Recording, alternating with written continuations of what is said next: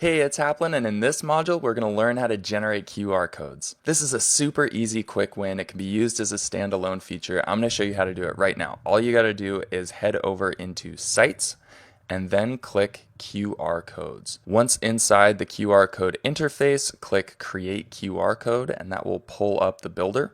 We'll give it a name.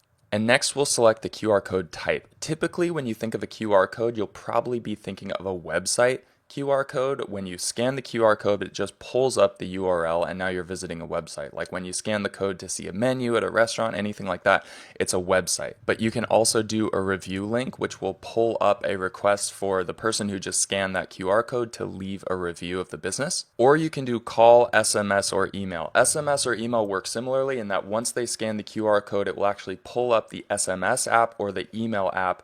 And it can even have predefined fields in terms of what the message is, where the message is sending to, etc. This can be really helpful for generating compliant conversations, like with SMS, for example. If you have them scan the code and it pulls up an SMS that already has the to address, the number is your phone number, the business's phone number, and the message is already predefined, like I'm looking for help with this or that, or give me my free this or that, whatever. They send that message, and because they sent that first message in, now you have a compliant SMS conversation. You can go back and forth live two-way. And then if you do call, when they scan the QR code, it will just start an outbound call to the number that you define. So let's go with SMS for the moment. We click next, and now we just have to define the phone number and the message. So this is where you would put the business's SMS enabled phone number. It can and probably should be a high level number if you want to get the most out of the rest of the SMS features in high level, but it doesn't have to be. This could be my personal cell phone if I wanted.